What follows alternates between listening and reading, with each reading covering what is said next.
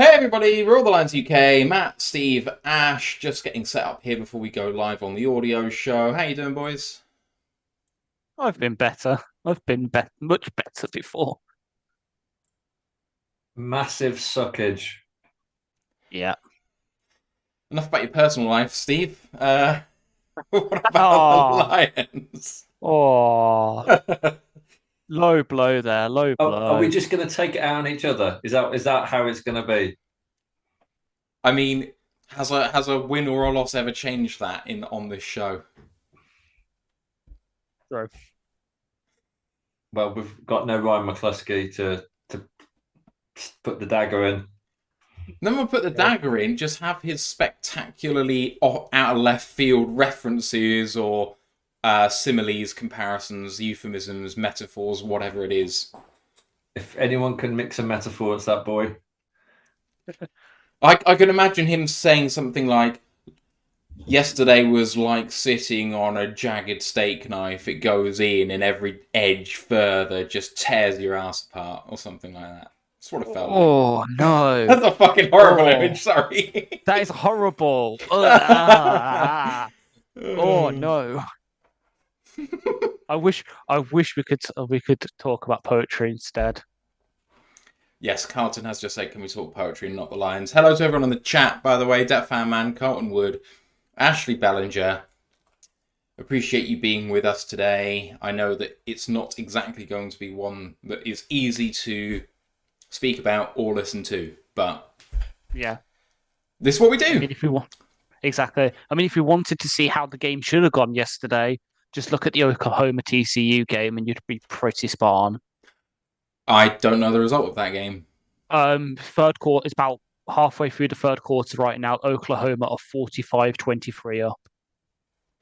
I mean, TCU are not good this year, right? And Oklahoma No. are fine. They're fine. They're kind of trying to think of like an NFL equivalent. Hey to Brent DeWitt and Dan McGuinness as well. If you want to shout out, come say hi.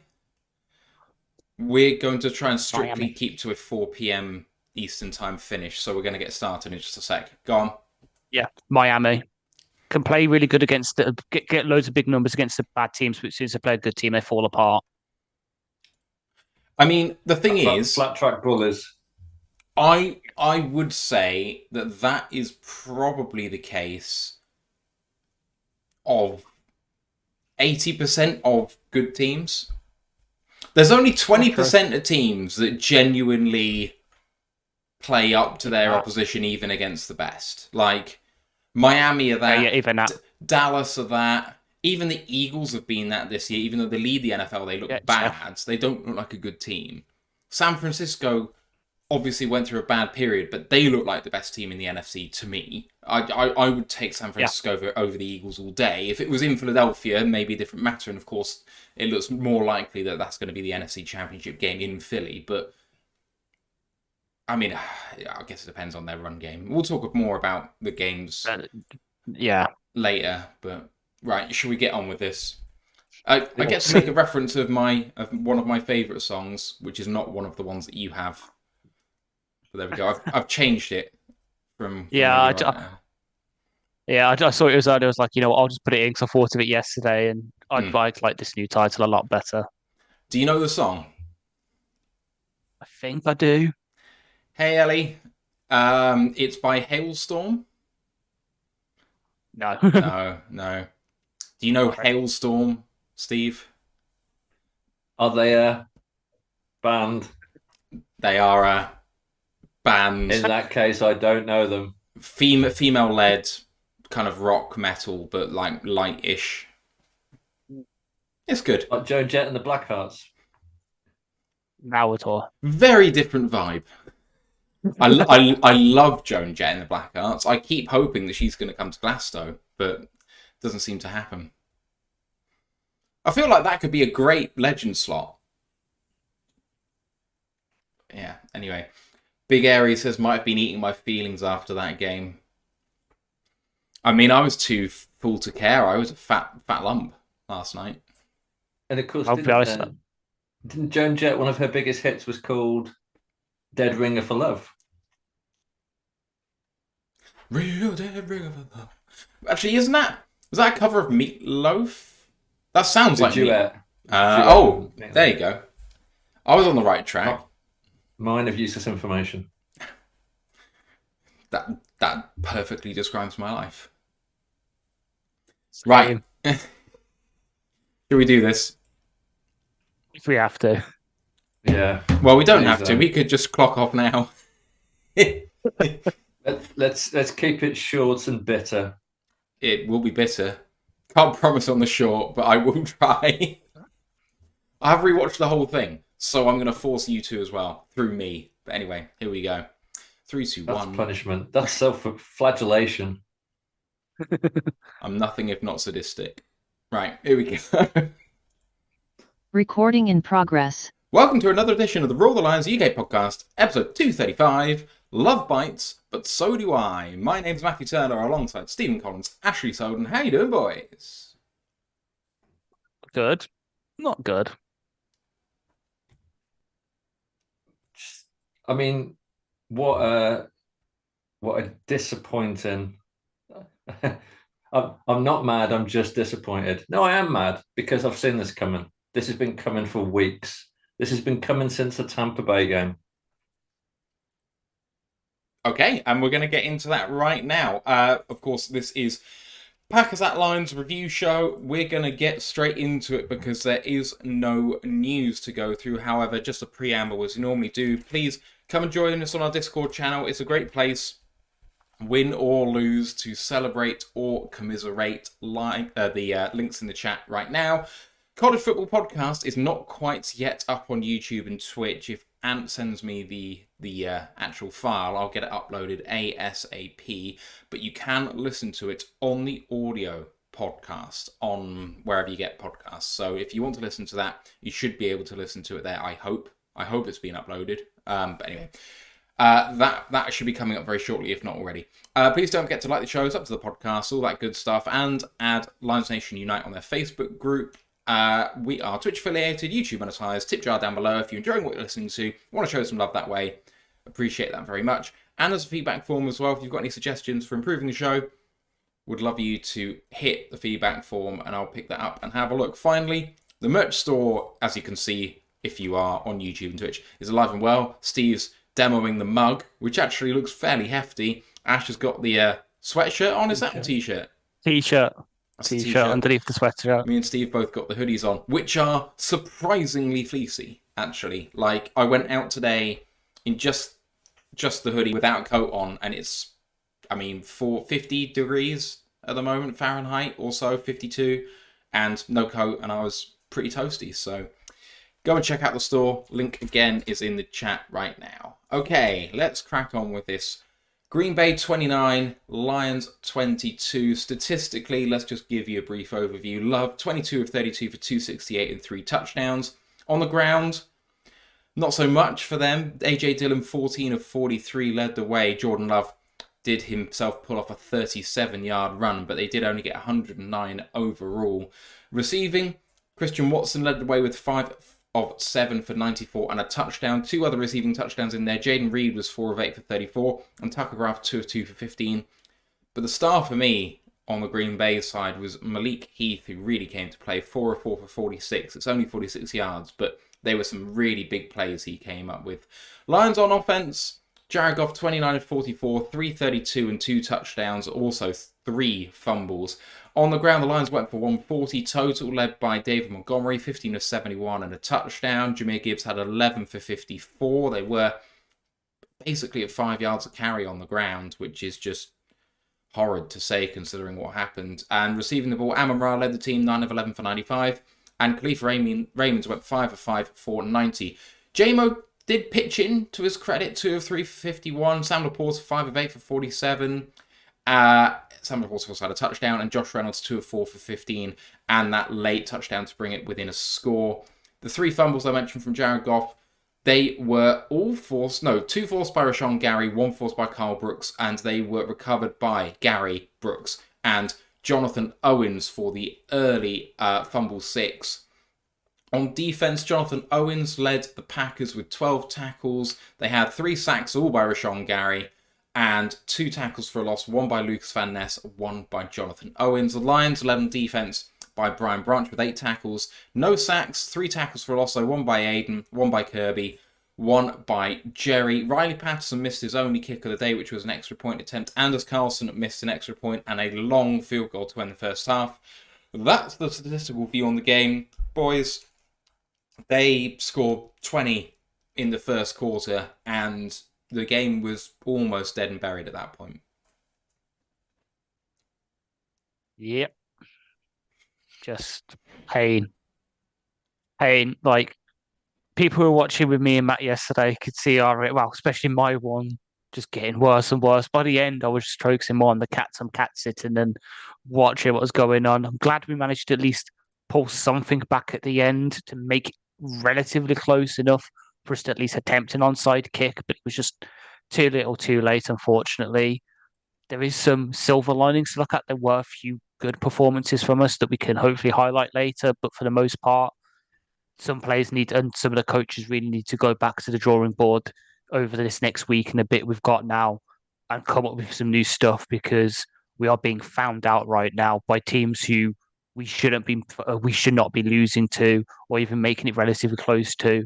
So what's going to happen when we have to come up against the big boys and when we finally make the big dance in January? Because I still think we can make it, but we won't be going in with all the momentum I was hoping we'd be going for right now. Yeah, I mean, and I'm absolutely not going to go into overreaction mode. Like, I'm calm. I'm pissed, but I'm calm. And I'm not going to say daft things like we're not going to make the playoffs, because we are going to make the playoffs, but we're not going to win a playoff game like with this level of play. Absolutely no way are we going to win a playoff game if we play like we have for the last 3 or 4 games, really, because the Chargers are a bad one-trick pony and they nearly beat us. The Bears are just a shower of just dysfunction and they nearly beat us. And then a Packers team that is like as mediocre as fuck.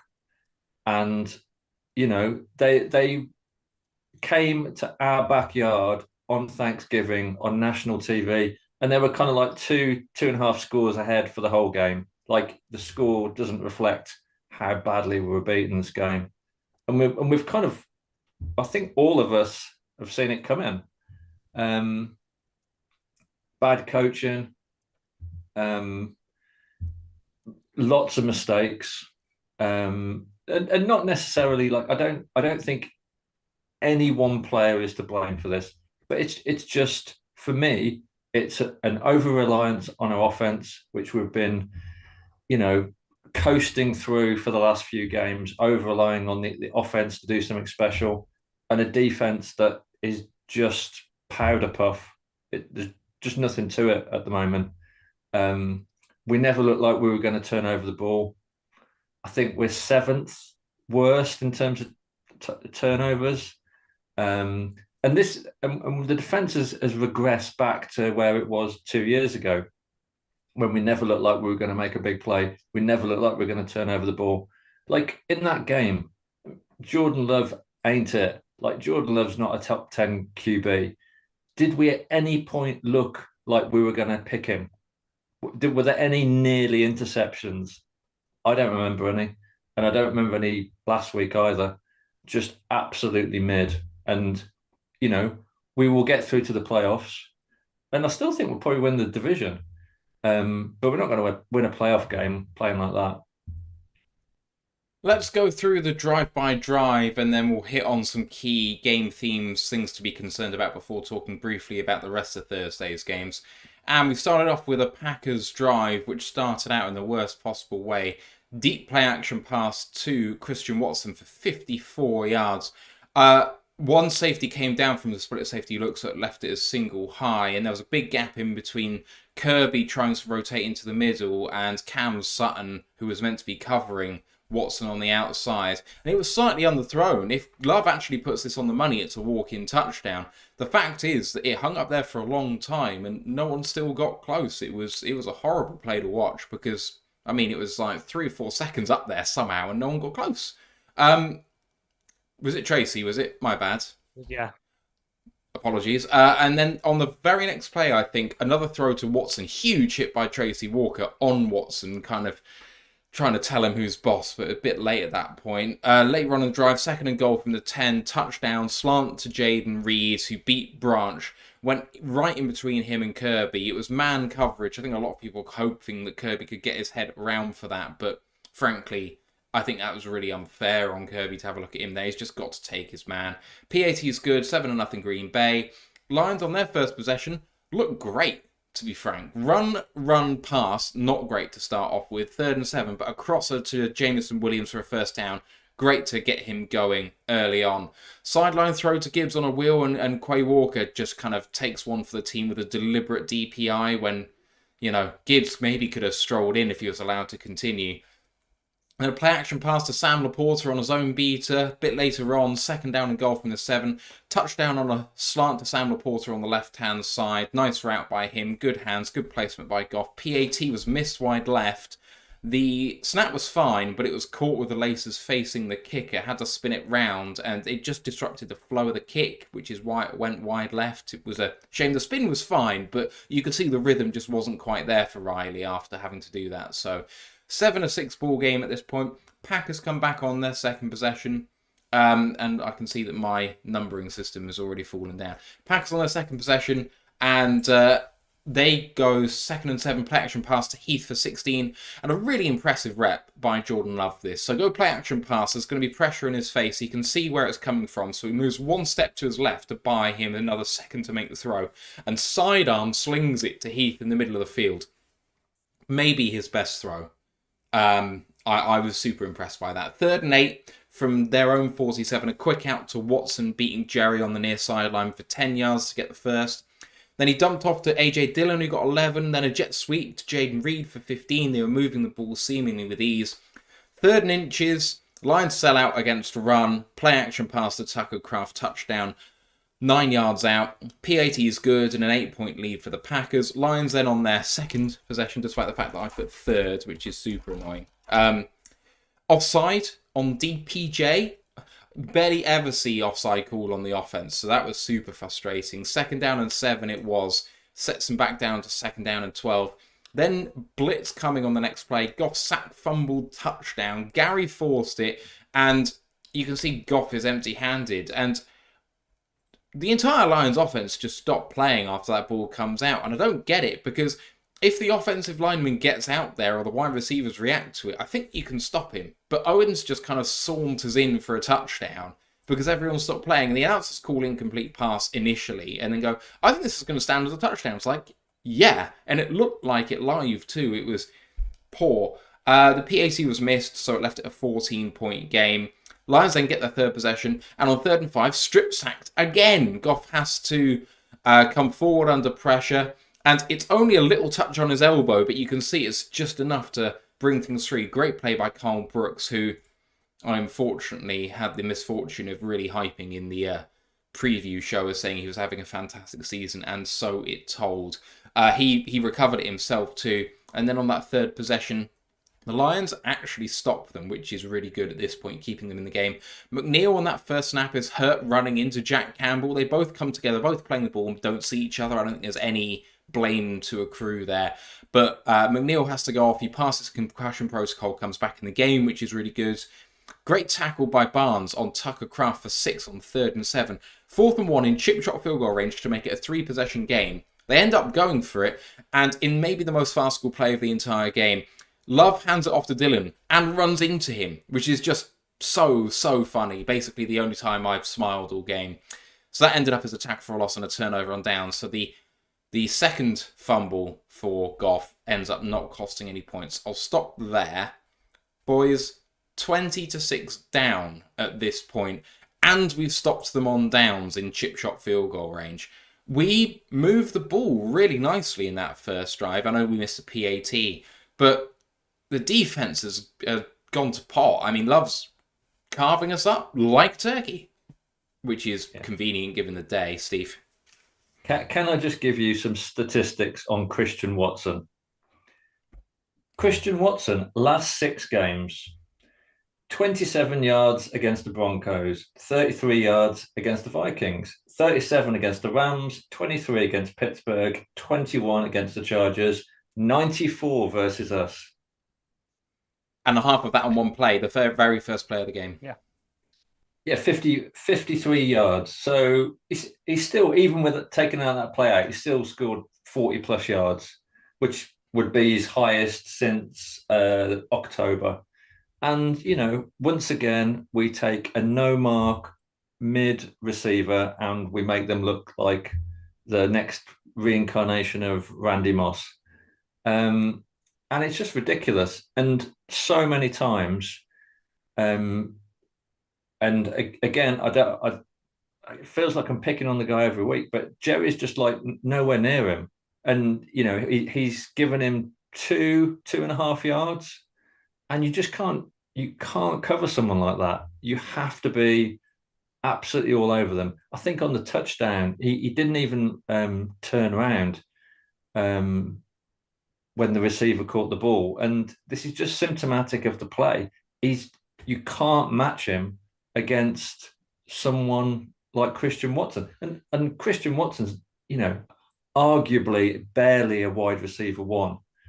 But, we've seen what's happened against, Keenan Allen and DK Metcalf was a good example in week 2. And this is like the most negative thing I'm going to say in the whole of this podcast, I promise. And I absolutely love Jahmyr Gibbs. But I was watching the Seahawks 49ers and Witherspoon playing, and you just think, did we make the right choice there? I love Gibbs. I absolutely love Gibbs, and I think he's going to be great for us. Of course, we couldn't have had Witherspoon anyway, but because he went one pick before, we could have taken Gibbs at 6, and that's why we traded down potentially.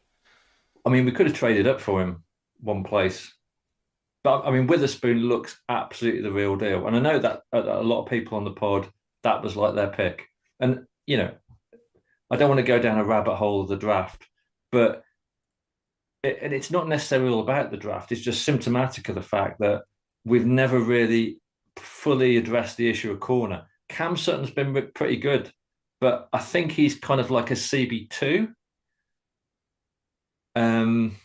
But we need a CB1. And we've needed a CB1 since Slay went.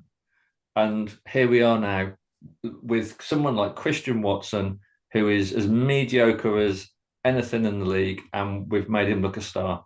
And when we reach the playoffs, we're going to play against a lot better wide receivers. Would you fancy who's going to cover AJ Brown? Who's going to cover Debo?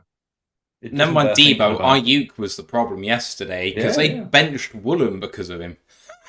Yeah, absolutely. And Woolen's been good for most of the season. So that's kind of, I know that CJ being injured is a really big miss, and there's nothing we could do about that.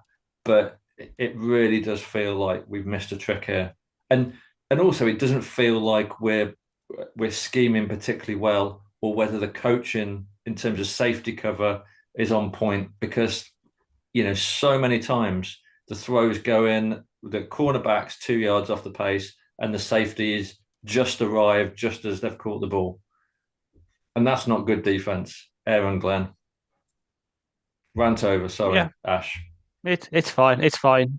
I'm going to go with your sort of last point first, because it's the one I corrected on the document.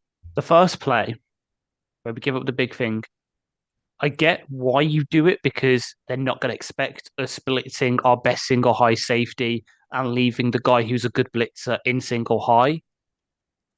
But why the fuck are you doing that? Like, I know Kirby hasn't had a good past couple of weeks at single high, but his coverage range is a damn lot better than Tracy Walker's. And Tracy Walker, maybe, he might not be the best cover safety, but what he's good at is run defense and blitzing. He's an absolute missile when you blitz him. So why are you doing that? Why are you inverting the roles? Because that's what happens. I'm not saying that if Kirby's there, maybe he would have stopped the play, given the past couple of weeks, what we've seen with DJ Moore, Keenan Allen. Beatty might have limited the damage a bit better than how Tracy could have done. Like, and that's me saying that. And as we all know, I love Kirby, but I have been a big detractor of him the past couple of weeks. I have pointed out when he's been wrong. And the past couple of weeks, he has been really off of his alignments in single high. He's been shading too far away from Jerry. And it's continued here again. So maybe it hasn't been Kirby. It's been what Glenn and Brian Duke, who's the safety, specifically the safety coach, has been telling him. That and just playing a damn lot of zone. I know I've looked at PFF before we came online. We supposedly played 45% man according to PFF. Didn't feel like way it. too high. It felt like we were playing zone 80% of the time. What was Jerry's PFF score? You sure you want to know? You sure you want to know? Well, I bet it was under 50. 40.1. Jerry, 40.1 with a coverage grade, which is probably the most pertinent, of 32.6. Yeah. And let's not forget that last season we fired Aubrey Pleasant. So, that was Aaron Glenn's get out of jail card on that he fired the DB's coach. So the question is we all love Kirby, and Kirby's been great at times and he's made picks, but Kirby's going backwards. And that's got either Kirby is not putting the work in, which I can't see on this team that happening, or the coaching's not good enough. Yeah. And it's painful. It's almost hilarious to say this, but the best thing we can maybe hope for in terms of Glenn is that Texas A&M could calling for him for their head coaching position. Because if we forget he used to play there, and he does have some pull with the locker room and such, they offer him $10 million and whatever it takes him to buy out of his contract here, and he goes and be their head coach because he gets the step up that he probably needs because he seems to be a way better locker room guy than he is scheme maker. Let's be honest, I've been kind of positive with the scheme he's brought here on defense in a way because it's 4-3, impose some aggressive fronts on the front, mixes in some multiple looks, obviously with Cam Jordan playing the sort of Aiden Hutchinson role, and it seemingly worked when he had Marshall and Lattimore on that. But it seems you really need to invest in it on that back end for it to make it work, and he just hasn't made it work here. So obviously, we've brought in Cam Sutton, gave him a big contract. We brought Emmanuel Mosley in to maybe fight out for a corner spot as well. Fortunately, he'd retore his ACL literally one snap into his play. CJ Garner-Johnson, CD Juice, as he's going by now, got hurt week 1, but he's coming back soon. Supposedly he was doing press-ups before the game. We've tried to invest in there, but at the same time, you've got to develop what you've got underneath you. He was doing that seemingly the first couple of years with Jerry, with Kirby last year, with Iffy kind of moving him to safety, but it just hasn't been enough. We needed him to make that big jump this year with all that investment. And it just hasn't happened, which is just disappointing because that's the what big it's just a big thing. And he controls the whole defense as well. So he's got obviously have a hand in the pot of what's going up front as well. We've brought in John Scott to be this aggressive defensive lineman because obviously Wash went to Carolina. Where's the aggression? Where's the bloody aggression? Hopefully we've all saw the Baldies breakdown clip from today showing what was happening to Hutch for most of the game. When they can do that, they can just game plan and double and triple team him because they know no other fucker's going to get off a block. That shows there's major problems going on. So it's not just up front, it's everywhere. I was trying to focus on Hutch, and I saw Hutch getting triple teamed multiple times, triple teamed, and almost all the time double teamed. So it's what's going on the other side? What do you think, Matt? Because I know you've kind of been a bit higher on the defense than I have, but what do you think about the DBs, coaching, Kirby, the regression? What am I just obsessing on it, or do you think that No, I think it comes down to coaching. I think for me, the guys aren't executing, but when I have a look at what happens, if you have a look at yesterday, I think schematically we got it wrong. And we schematically got it wrong on defense against the Ravens in a really big way. And we just had no shot in that game. Whereas in this game, we were kind of in and amongst it. Me and Ash were talking, we gave up 20 points in the first quarter and then 9 the rest of the way. So the points weren't really an issue beyond the first quarter. Even though they were still progressing down the field, they were still slicing and dicing. We seemed to give up so much in zone coverage it wasn't funny. And actually one of the reasons why they didn't score points is because of misfires by Love rather than us putting any pressure on him. We did get a few pressures, forced him to throw it away a little bit beyond Q1, but it was few and far between. And there were good points about the defence, and I'll come on to it later when we come on to this in a bit more detail. But I do think it falls to Glenn. And I ain't calling for his head or anything like that. I just think that he is naive as a coordinator, and I agree with Ash in that kind of his defense requires superstar talent that we don't have. And then, like, okay, so be pragmatic. And the pragmatic shift on the defense was moving from heavy man to heavy zone.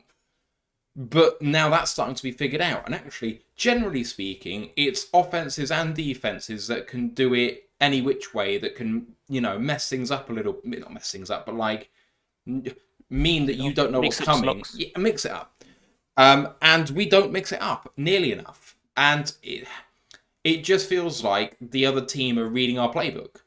And that means we're super predictable. And that comes down to coaching. It's not on the players. And sure, could they execute better? Yes. But if they're not being put in a good position to start with, I think it's unfair to rag on the players. Like, we should be supporting them through thick and thin. And we're 8-3. Like, I'm backing the players, but the coaches need to be better. Dan Campbell needs to be better. We've backed him most of this season, but we'll come on to it in a second. One egregious call by him in this game. And, I mean, if you go, 0 for 5 on 4th down? Yeah. It wasn't exactly Ben Johnson's best performance either, so coaching on all sides of the ball. But the 4th downs we did go for, they were all like 4th and 5, 4th and 7. Yeah. Like, it wasn't just like, 4th and 1s, you can kind of, when you got David Montgomery, that shouldn't be an issue.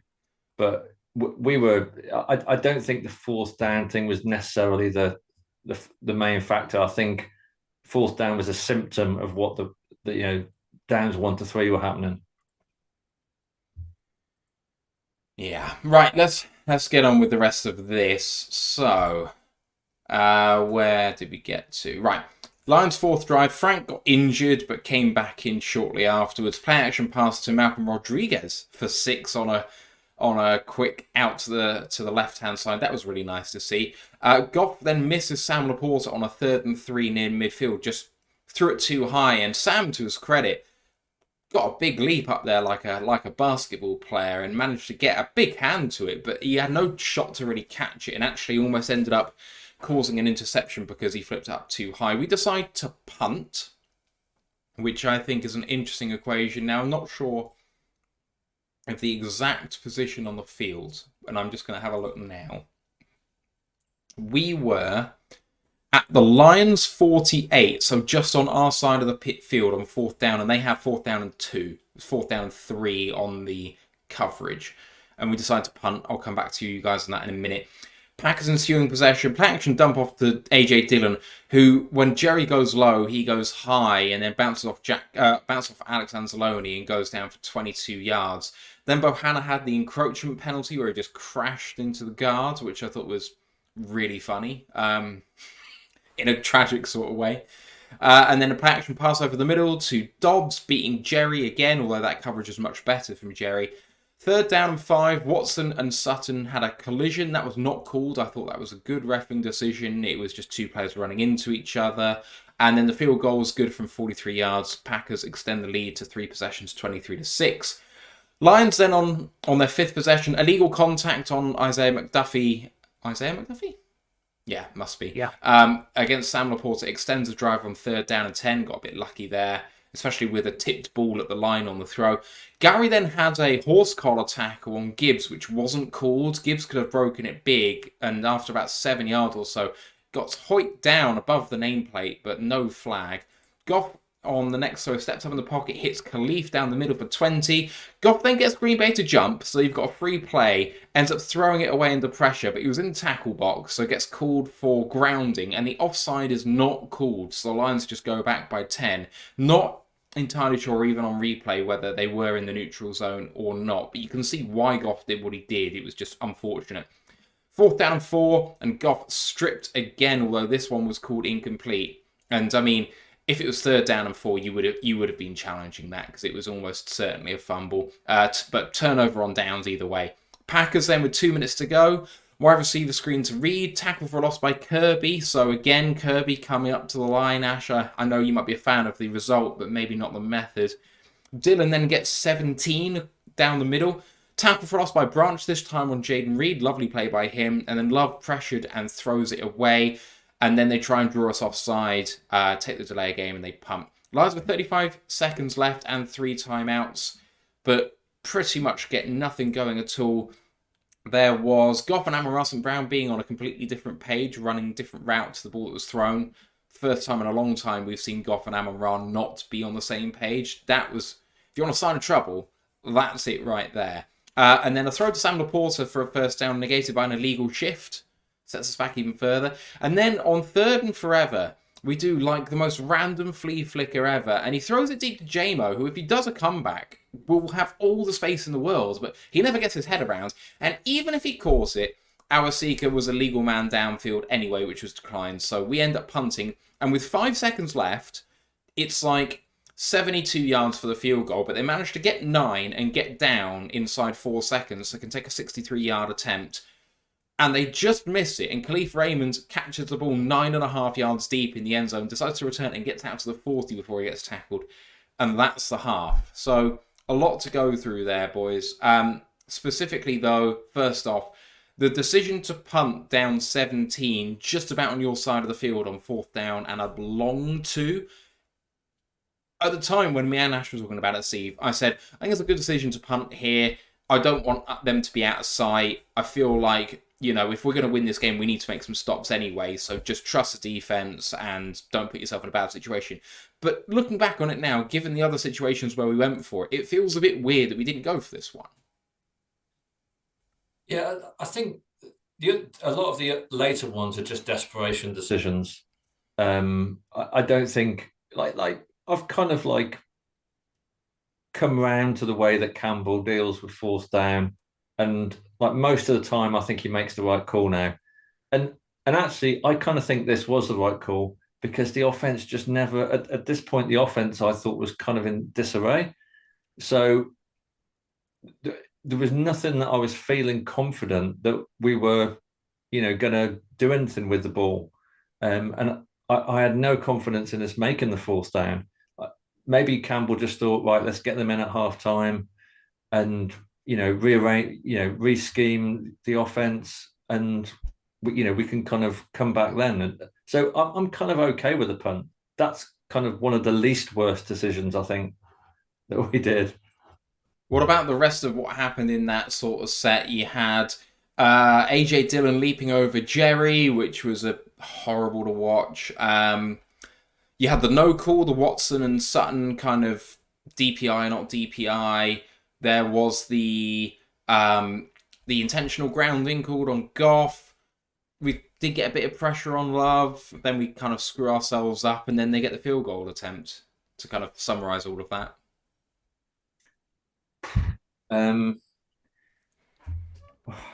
Where do we start? I mean, it was all so scrappy and all so messy. I think we've talked a bit about the defense, just in terms of the offense at this point. Like Goff is now doing that thing where he just looks shook. He looks, uncomfortable, nervous. He's seeing ghosts. And it's just because there's relentless pressure on him. Like, I think, was the pressure rate like 45, 50%? It was ridiculously high. At this point, it was 50%. Going into the half, it was 50%. Yeah, no wonder the guy looks like, he's nearly soiled his trousers because he's just getting pressure all the time. And what do we know about Goff? Plain sailing Goff looks a world beater. But the minute that it all gets a bit adversarial, then he doesn't always crumble, but he's just a different quarterback. And he looks skittish, and that's when Goff starts to run, bad things tend to happen. So, it felt at this point, I was like, where is our fabled O-line? And the other thing, which was really frustrating about the offense, is I genuinely thought that this would be a game where we could absolutely feast on the Packers defense. When you look at the inactives, no Jair Alexander. I think, was it Savage, the safety, was out as well? Darnell Savage was out. Savage didn't play, I don't think, and Rudy Ford didn't play, which was the big miss at safety. They also didn't have Devondre Campbell. Devondre Campbell was the big miss. And obviously Rasul Douglas is now at the Bills. Yeah. Yep. So, their secondary is decimated. And I genuinely thought that Amon-Ra would have, a 150-yard game. Amon-Ra had 2 catches in the first half. Like, oh my God. Jameson Williams, who I'm absolutely not criticising at all, because I think he played well. He made a couple of big catches, looked decent. But surely, if Alexander's out, that's a massive opportunity for us to scheme Jameson in and really stretch their secondary. And I think Jameson caught 2 balls, and I don't think he had that many targets. So why couldn't we have really capitalised on that? And like I said, 2 catches for Amon-Ra. That's just terrible in the first half. Ash, what do you think about this period of play? It wasn't good. There was some. I remember the one that stands out to me is the no offside intentional grounding, because we both spotted the offside. Goff obviously then spots it as well, snaps it. Obviously gets pressure, throws away, thinking, oh, yeah, it's a free play. And if anything, it's going to be negating fouls. We reset. What happens? They just don't call the offside for some reason, because it's not so far. He's not too far forward. It's fine. So we just get the intentional grounding.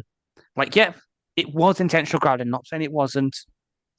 It was. I do find it weird that you throw it away if you do think you have an offside, though. Like, moonball it into the end zone if you have to, but, True, yeah.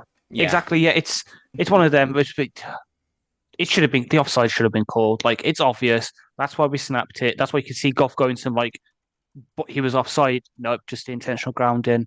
And yeah, we know we're getting desperate when we're trying to copy plays from USA. Because I've looked back at that flea flicker, and it's basically the famous USC flea flicker they did last week that Seattle then tried to copy on Sunday, just gone. And now we've just tried to copy it with a slight variation where instead of going down the sideline, it's J-Mo up the seam. Didn't work. There's a reason it works so well for USC, and that's because you've got Caleb Williams, who has a Mahomes, Josh Allen level arm. As much as we love Goff, he's not that level of arm strength. And no, he did get it quite far. It was just a bit too high, and J-Mo just couldn't get his head around to get to it. It was a very robotic, mechanical flea flicker, wasn't it? It didn't look fluid. It looked like they'd not practiced it. Like, as it was happening, I was like, oh God, this is going to be a flea flick. Oh, it was like, it just looked awful.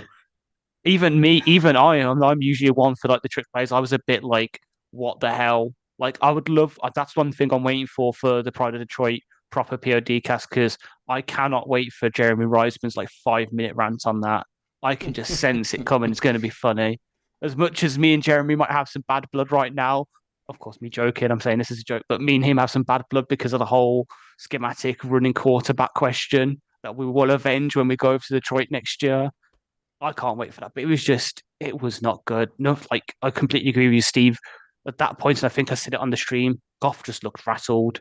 He looked like, like Cleveland Browns last year of his time there, Baker. He looked like Sam Darnold at the Jets.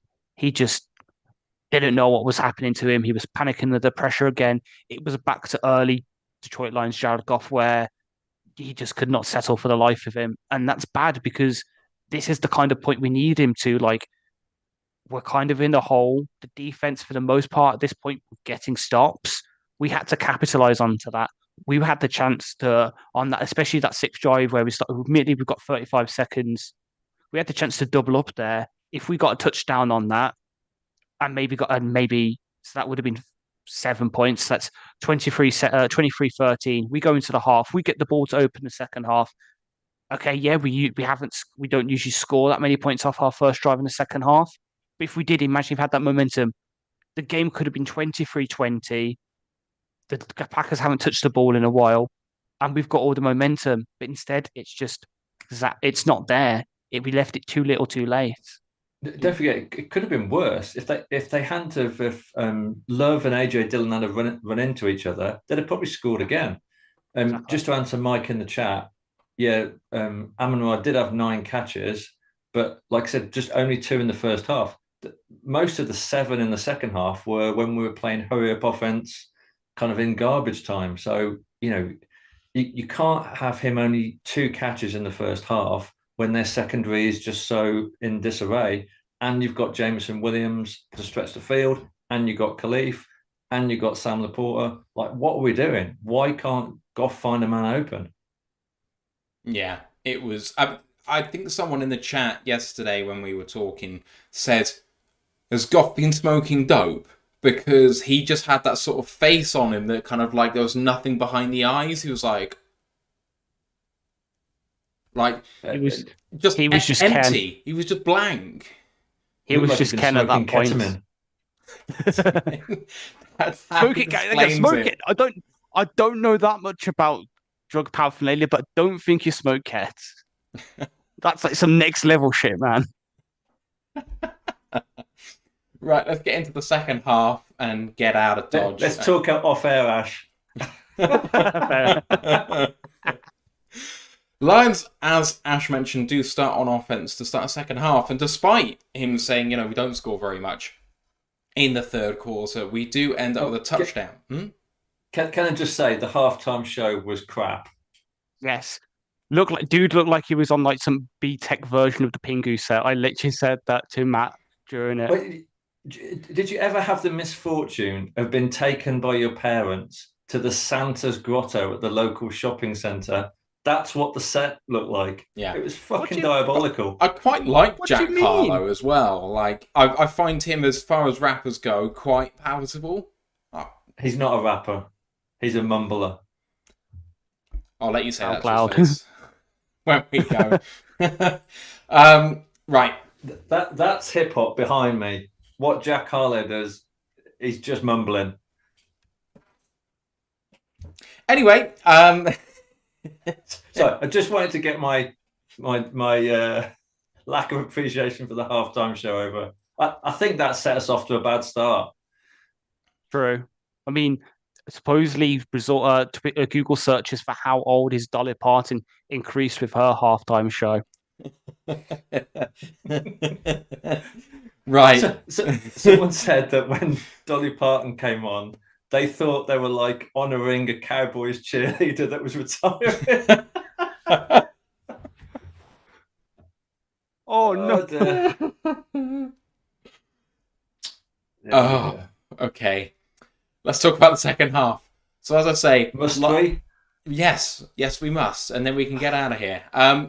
Lions score on their first possession, though, and actually make the game somewhat interesting in this second half. So Gibbs on the toss, with Decker out in front of him, very first play of the second half, goes for 23 down the sideline, takes it immediately into Packers territory. And then a play-action pass on a zone beater to Amon-Ra Brown for another 28. It was a stacked look with him just behind JMO, and then he moves from outside him to inside him. This lovely design play. Monty then runs on 3rd and 6 in the red zone for a touchdown. Holding call on Khalif Raymond in the end zone looked somewhat weak to me, but we'll come on to that in just a second. Absolutely piss weak that was. Ensuing 3rd and 1, because the spot of the foul was 9 yards beyond the line to gain, so you come back to 3rd and 1. And converted by Monty, and then the very next play, 1st and goal from the 5, and he stretches out to the goal line for the touchdown, lying up on a Packer 2-point try, and we go run by Monty as well, and he just got in before a Packer basically headed to the ball. He reached out for it, and a Packer really kind of did a soccer-style header of the ball, which was quite amusing. I didn't think we'd get there, to be honest. It reminded me of the time when Phil Jones at Man United headed the ball. He was on the ground. There's a very good gif of that somewhere. I remember that, yeah. So that makes it 23-14. I'm going to come on to the 2-point go, no go as well for you guys later, so think on that. Packers' 7th possession. Missed holding call on Aiden is just too boring to mention, but like it's the most obvious call I've seen against Aiden not called yet this season. Then an easy conversion on 3rd and 2. No pressure on Love. Across the middle of the field to Jaden Reed for 14 versus zone coverage once again. Then Love, amazing scramble throw across the entire field from right to left for 12 yards. Jacobs then had a tackle for a loss on 2nd down and 3, and then a nice throw but a bad drop by Dobbs forces them to punt, and they get it down at the Lions' 3-yard line. So obviously bad starting field position, but the Lions have the ball down by 9, so chance here to do something. And Goff throws to Amon-Ra St. Brown on the far sideline, and he's almost picked. An incredible play by Amon-Ra to get there just about first and make sure to kind of rip it away from him. I think it was Corey Ballantyne, the former Lion. Yes. Yeah. Ballantyne's the former Lion. Valentine's the former UDFA. There we go. Yeah, so a fantastic play by Amon-Ra to avoid another turnover there. And then it's 4th down and 7, 6, whatever it is, deep in Lions territory. And we run a fake punt. Do not get there. Packers not fooled. Turnover at the 23-yard line of Detroit. Packers then have Elton Jenkins called for holding on Aiden finally. Sets them down to 2nd and 17. But Love goes deep to Dobbs for 14 on 3rd and 3. Watson touchdown, mismatch versus Jerry. He's bigger, faster, stronger. They go for 2 as well. Interesting decision. That puts it at a 3-possession game again as well if they get it. But they don't get it. They tried the insert name here of team special, which I believe, invented at the NFL level. Was called the Philly special because they ran it in the Super Bowl. They try and run this and we smell it out. Really nice play by us. 29-14 Packers, so still a 2-score game. Lions take over for their 9th possession. Raymond slant for 15, then a wide receiver screen on 3rd down and 5 for 7 yards. Nice block by Amon-Ra St. Brown on that play. Gibbs then rocked by a huge hit by Jonathan Owens. Raymond then on a counter toss for 6, so he kind of lines up in the backfield in like the fullback position, and we fake a toss to the running back, and it's taken up by him the other way. It was nice design on that, and got us in good field position. Then Goff play action, tight end screen, Sam Laporta for a loss.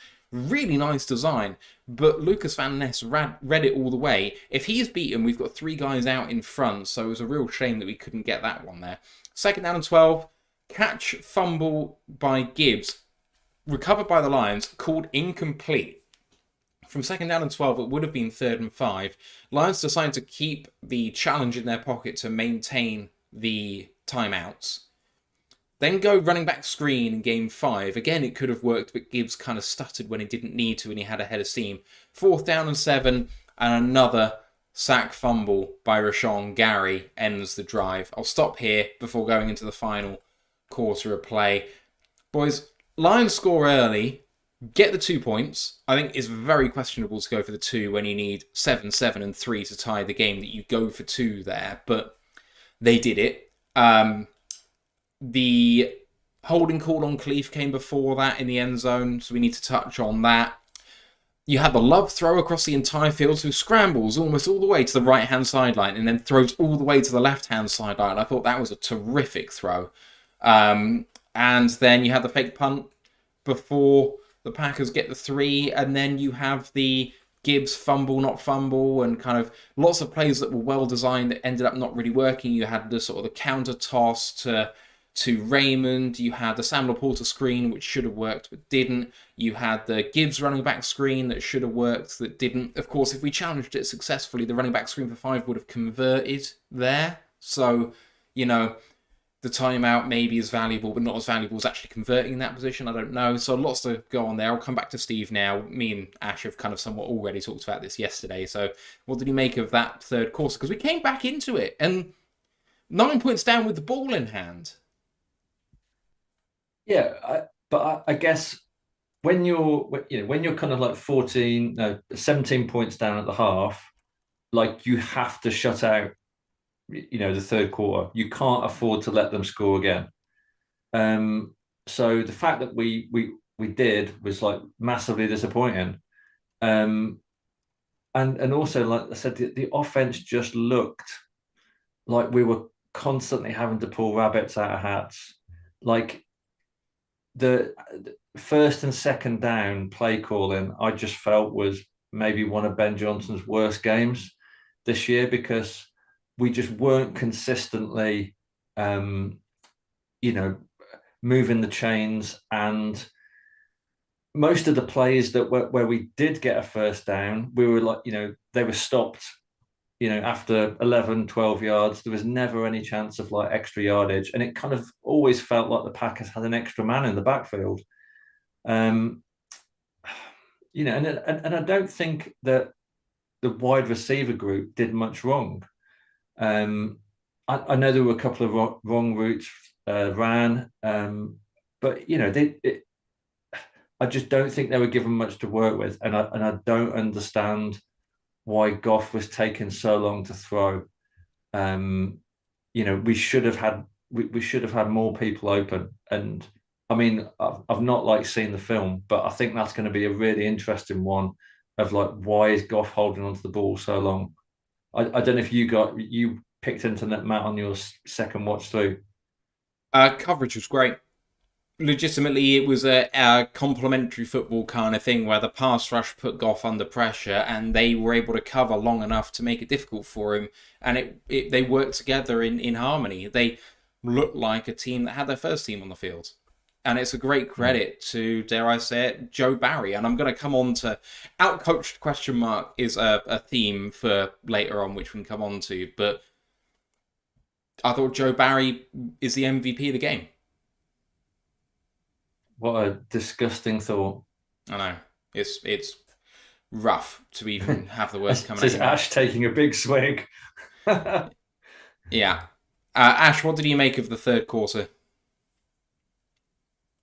Well, we were both ecstatic, I remember. We were scoring to open the third. We were like, finally, we scored a touchdown in the third quarter. Is the third quarter war is over? No. Like, I sort of go over the point we're just making. I remember there was one play in the third where Goff had to throw it away, and on the replay, they showed the coverage. And It was amazing. Like, it was textbook coverage. Like, every defender was right next to the person they were defending. It was insane.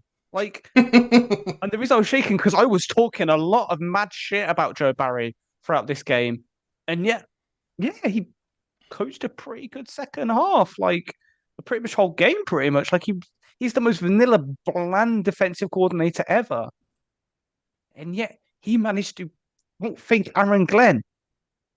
That's concerning when Barry's given the same sort of treatment that Jonathan Gannon was given by Eagles fans, who are like, you've got all this talent, why aren't you using it well? Glenn might be starting to get that here, but we'll move away from that for later. It was just this, the sack fumble to end. So literally the last way in this bit we're discussing, that was kind of a killer. Like, Goff had never fumbled 3 times in his career, and it made it something like 6 proper turnovers in 2 games. We'd only committed 5 turnovers in the previous 9 games before. That again is probably something I'm going to come into later, because I think you said, Stephen, the open build-up about what's really flipped the script for us these past couple of games. But it was just, we were going well. We pulled ourselves sort of back, especially with that 2 points. With Matt, I was a bit confused by it, but in hindsight, it kind of made sense because it's just us trying to minimize the amount of possessions we needed to maybe catch up. It still made it the same, but if they scored I think it was if they scored the field goal, it would have probably been the same result than if we just went for the extra point field goal. It would have been the 2 pointers meant we would have been level if they got another field goal rather than still behind. So it kind of made sense with that sort of game logic. But the fact we were already there to open up the third is worrying. And then as it got compounded by the fake punt with JRM, which, if you're going to run, the reason that worked so well in the past is you had CJ Moore, who ran a 4.32 at the combine, running it as the up man, or you had Godwin UK running it, who ran a 4.3 flat. JRM, I think I remember rightly, ran a 4.6. There's a lot of speed difference there, and the Packers sniffed it out, and JRM just does not have the speed and agility to work his way out of room. He could see the holes already closing up, so he tries to cut it back, and he just meets the defender. It was just a poor play call. It was just, we started so well, we were just clawing our waves back into things, and then suddenly, door slam shuts again. And I think the play call on that fourth, on the punt, the fake punt, this was Campbell like desperate. And I think because we'd scored on our first drive, he was obviously, he obviously thought that he had to do something. He had to like make a big call. And we didn't. Like, if we were confident in the offense after the first drive where we'd scored and we'd looked much better, then you've still got, what, I don't know, 21 minutes of play. But it just seemed to me that Campbell was a bit shaken as well. And Campbell, maybe his confidence in the offense had been knocked, that he thought he had to like do something that was, radical. Yeah, exactly. And just it just didn't make any sense. And I think the panic of that just injected itself into the players. It reeked of desperation, and I think more than the speed working on those plays is, generally speaking, the fake punts have worked because somewhat they're totally unexpected, they're unnecessary. At this point, you don't need to do it, and so they're not expecting it. Whereas here, you're down by 9, deep in your own territory, and you need possessions because your defense isn't cutting the mustard. A fake punt is the most obvious bloody move in the book. And so I'd be selling out for an Upman play. If you want a fake punt, put it in Jack Fox's hands, let him throw it. But also, it's fourth hands. I'm looking at now. It's 4th and 4. If you're that confident in the offense, leave it in Goff's hands. And then, you can say, well, we're trying to put our best foot forward. But to put it in the punt group's hands and just hope that they get it, it so often works. I do wonder why less teams try doing this, especially in sort of 45, 50, 45 on the other side sort of territory, why they don't try and do this more, because it works more often than you'd think. But you're chucking the game away at this point. In a 9-point game where you've just forced a punt, trust your defense. Because if you steal the possession here, you score, you get your 8 points, and then Green Bay score again anyway, then what was the point? So the defense have got to make a stop, so just trust them. Yeah, well, let me sum it this way. Any play where you're trying to put Will Harris on offense and he's getting offensive snaps, there's trouble ahead. Because he was in on that fake punt, so now he has a 60.0 PFF offensive grade for the season. I mean, I'd have almost preferred them to put it in Montgomery's hand and call a run play on 4th and 5, because I think Montgomery, the way he runs, if we'd have put in like a 3 tight end scheme, I think Montgomery would have been a lot closer to getting it than the fake punt. But yeah, we should have trusted Goff. And having someone like St. Brown and Laporta, I mean, they're so good in those situations. Or Raymond, who had a fantastic day doing those sorts of things. The thing is, if you want to do a fake punt, J-Mo is quite often a gunner on punts. Yeah. So having him run a route with Fox throwing the ball is far more likely to succeed because he's going to be man-to-man on the outside anyway. So he can just do a sort of quick out or a comeback route. It's a hard ask for Jack Fox, but he's proven before that he can do that sort of thing. So you did the fake punt the wrong way and don't do the fake punt anyway, is where I'm at. Yeah, I think that sums it up. All right. Let's move on to the final part of play. Packers' 9th possession after we turn it over with, again, the sack fumble by Gary. And Love throws it down the middle to Heath for 13. Great catch on good coverage versus Brian Branch. I mean, Branch had him, it was so close, I thought Branch was going to have a DPI and it was not called. I thought it was well reffed, actually, in that part. Heath then speed out, beating Jerry. 3rd and 5, Love threw just too high for Reed, and the Packers go on this awful first attempt of 2, trying to draw us offside, but they didn't even really try. They just took a delay. It was weird. So that was 4th and 5 back to 4th and 10. You see teams quite often decline the penalty there to kind of make sure that it's a more difficult punt, but we accepted it. Not really sure why. In the ensuing possession after they punt, Goff scrambles for 5 yards. As soon as he's taking off at the moment, I'm fearing another fumble. Just rather he didn't. J-Mo then on a crosser from left to right, hits him in stride. Lovely throw by Goff, actually. And J-Mo got lots of yak and a gain of 38. Then Goff over the middle to Raymond for 24. Gibbs then goes for a run down the far sideline and gets hit marginally out of bounds. Crowd wanted a flag. I definitely wanted a flag. It looked egregious on the live, but then down the sideline didn't look quite as bad. Amon St. Brown, wide receiver screen, read by Owens really, really well on 3rd down, forces 4th and 7. And then Goff, they decide to go for it on 4th and 7 in the red zone. Goff throws it towards Sam Laporta, but it's behind him slightly, and it's a turnover on downs thrown to the end zone. And that's pretty much curtains at that point. And then Packers' final possession of the game, 3rd and 1, which we force, and then Love, zone read keeper, runs all the way down the far sideline for 40 yards down to the Detroit 37. And he slid early. Like, there was no one near him. He just did it to kill clock, which is, ugh. Went conservative after that and killed clock by running the ball. Lions bring blitzes, which kind of stopped their momentum. Then they throw for the 3rd down to try and convert. And Watson beats his guy, which I think is Jerry back there. But Love, backpedaling with pressure in his face, can't make the throw deep. So they have to punt. And then the Lions have 2:46 to go. And all 3 timeouts. If they can score with 50 seconds on the clock, they can technically, if they make a 3-and-out stop, get the ball back once, just for one play. So you would think that they would, really go for this, but they prioritized scoring, and they shot themselves in the foot a few times in this possession too. So the fact they did get a touchdown here is a bit surprising to me. Goff underneath to Amon St. Brown, first play for 15. Then at a 4th and inches conversion with a check down to Gibbs. That was a 2-minute warning. And again, check down to Gibbs, and he tried to run for the sideline, but didn't quite get out of bounds with his knee going just in bounds.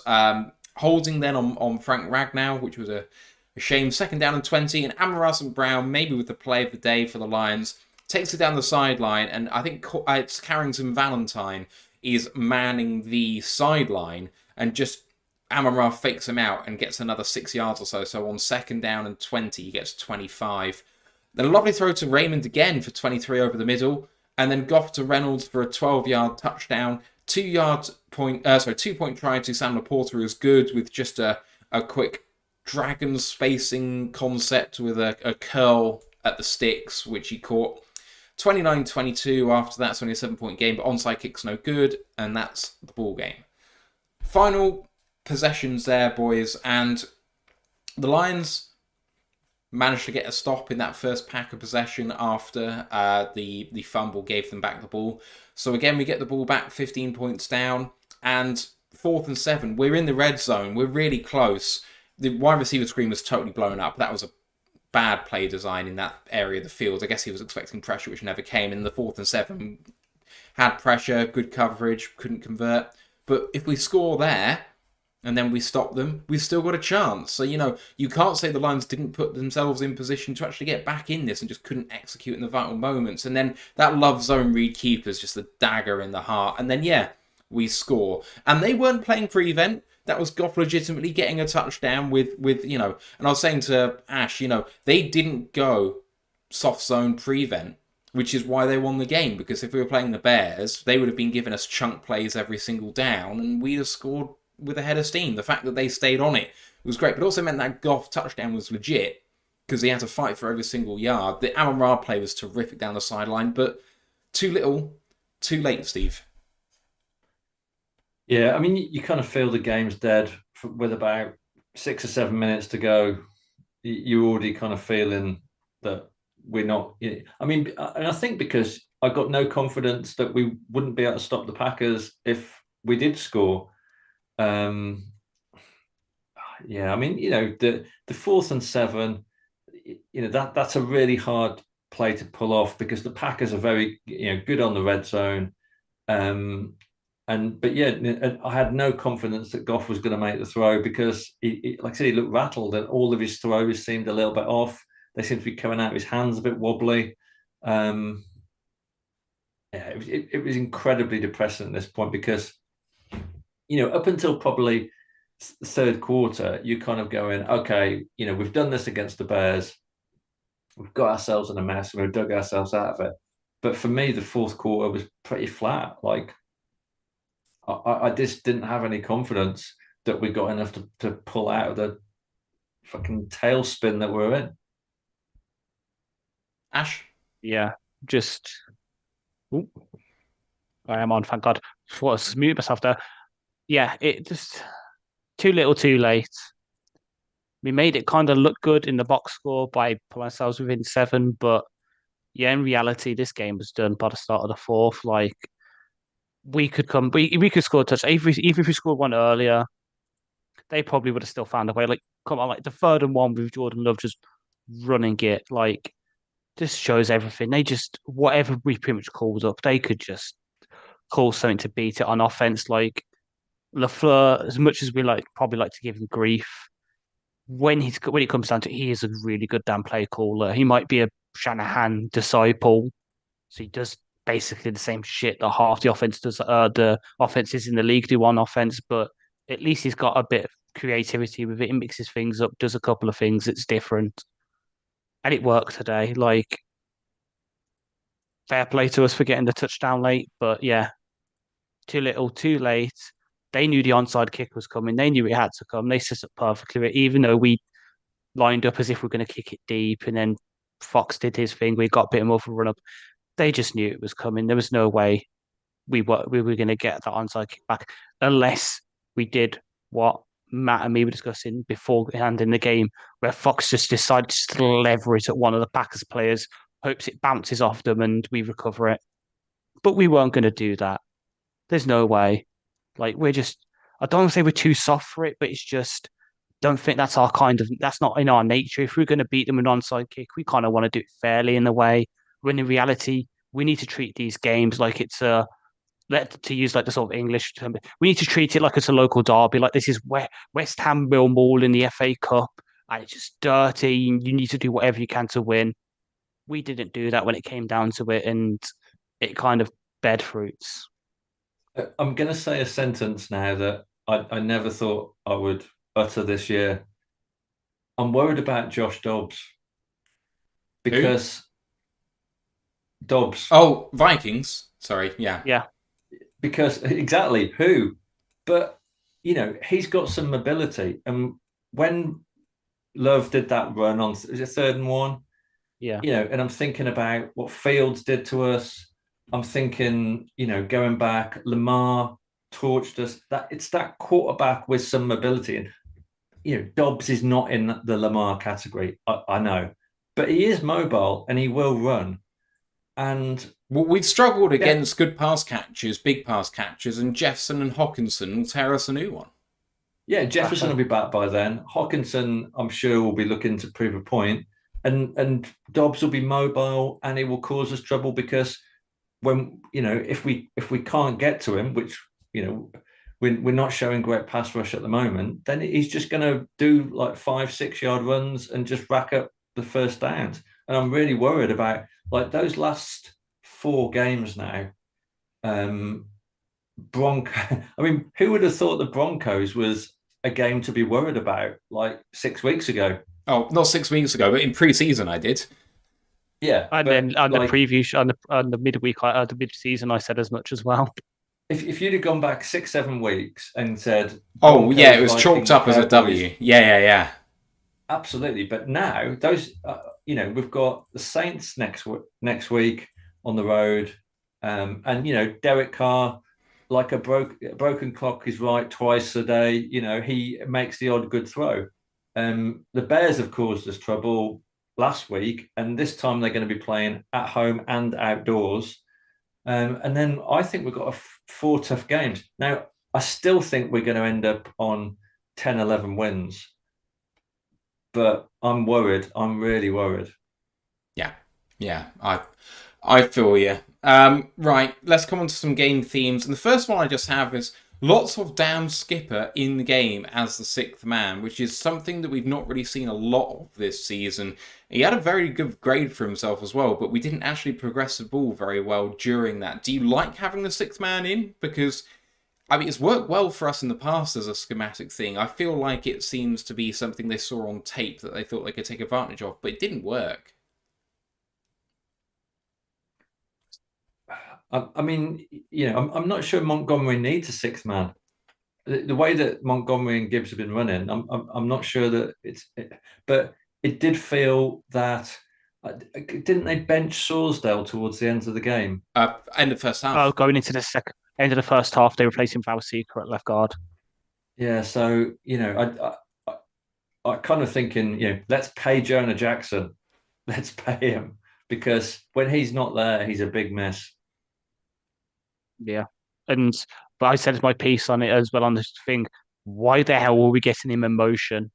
This is a 6'9" man. He's not going to be able to move quickly. You bringing him in motion. It's basically telling them, oh yeah, we're going to run now, and he's going to be a lead blocker, and they were able to sniff it out for 1 or 2 yards.